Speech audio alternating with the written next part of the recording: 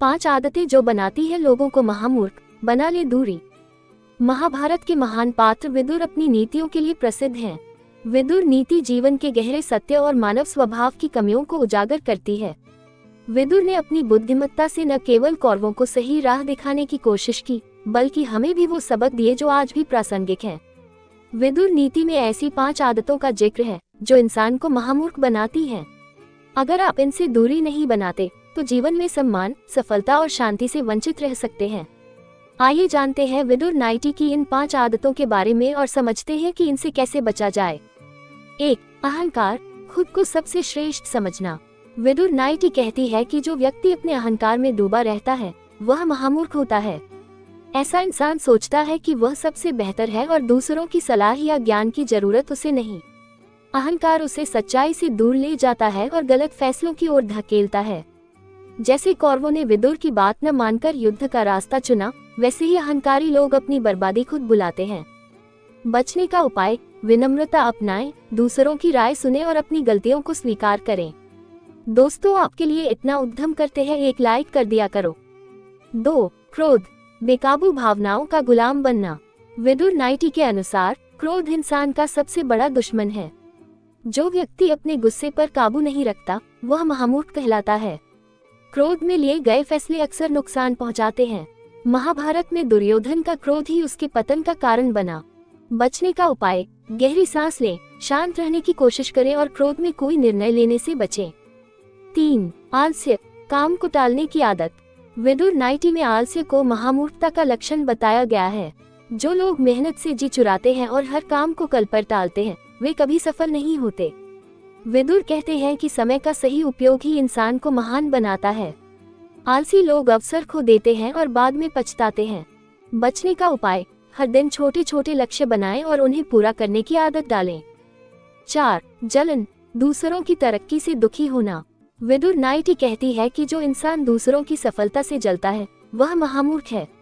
जलन न केवल मन को अशांत करती है बल्कि इंसान को गलत रास्ते पर भी ले जाती है।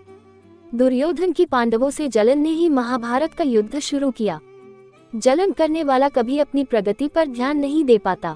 बचने का उपाय, दूसरों की सफलता से प्रेरणा लें और अपनी मेहनत पर फोकस करें। 5. लालच, कभी न खत्म होने वाली चाहत।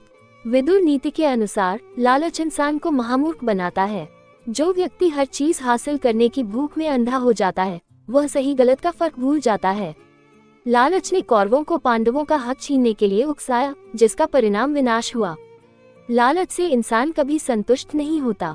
बचने का उपाय, जो आपके पास है उसमें संतोष करें और जरूरत से ज्यादा की चाहत छोड़ें। विदुर नीति का आज के जीवन में महत्व। विदुर नीति की ये 5 आदतें, अहंकार, क्रोध, आलस्य, जलन और लालच, आज भी उतनी ही सच हैं जितनी महाभारत के समय थी। 1 मार्च 2025 को भी ये हमें सिखाती है कि अगर हम इन आदतों से दूरी नहीं बनाएंगे तो जीवन में सुख और सम्मान से दूर रह जाएंगे। विदुर ने इन कमियों को पहचानकर हमें सचेत किया ताकि हम महामूर्ख बनने से बच सकें। इन आदतों से दूरी कैसे बनाएं? आत्म जागरूकता, अपनी कमियों को पहचानें और सुधार की कोशिश करें। ध्यान और संयम, रोजाना कुछ पल शांति से बिताएं। सकारात्मक सोच, नकारात्मक विचारों को दूर करें और अच्छाई अपनाएं। निष्कर्ष, विदुर नीति हमें जीवन जीने का सही तरीका सिखाती है। ये 5 आदतें जो लोगों को महामूर्ख बनाती हैं, अहंकार, क्रोध, आलस्य, जलन और लालच, हमारे सबसे बड़े शत्रु हैं। इनसे दूरी बनाकर हम न केवल अपने जीवन को बेहतर बना सकते हैं बल्कि समाज में सम्मान भी पा सकते हैं। क्या आप इन आदतों से बचने के लिए तैयार हैं?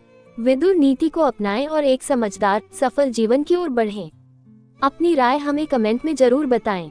तो दोस्तों, हमारी आज की ये कहानी आपको कैसी लगी, कमेंट करके जरूर बताएं कि आप ये वीडियो कहाँ से देख रहे हो और ऐसी ही कहानी सुनने के लिए हमारे चैनल को सब्सक्राइब, लाइक करें। हमारी आज की कहानी सुनने के लिए आपका बहुत बहुत धन्यवाद, शुक्रिया, थैंक यू।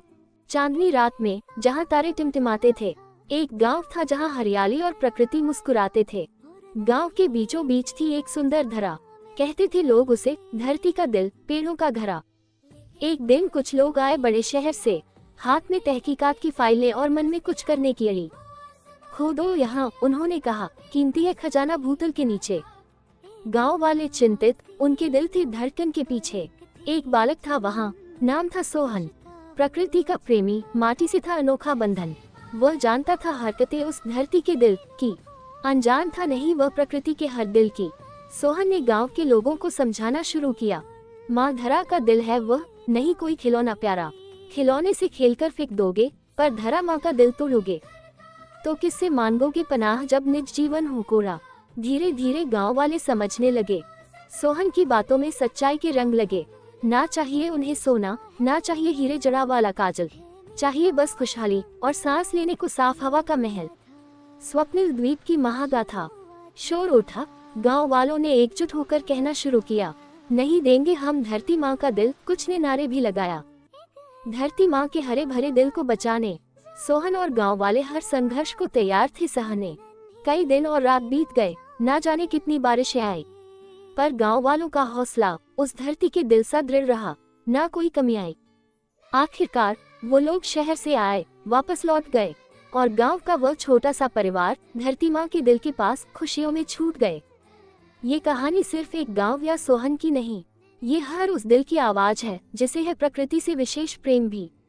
सिखाती है ये हमें कि मानवता का वास्तविक खजाना प्रकृति की रक्षा में ही छुपा है और इसी में है हमारा खुशहाल कल का नजराना। तो दोस्तों, हमारी आज की ये कहानी आपको कैसी लगी, कमेंट करके जरूर बताएं कि आप ये वीडियो कहाँ से देख रहे हो और ऐसी ही कहानी सुनने के लिए हमारे चैनल को सब्सक्राइब, लाइक करें। हमारी आज की कहानी सुनने के लिए आपका बहुत बहुत धन्यवाद, शुक्रिया, थैंक यू। समाप्त।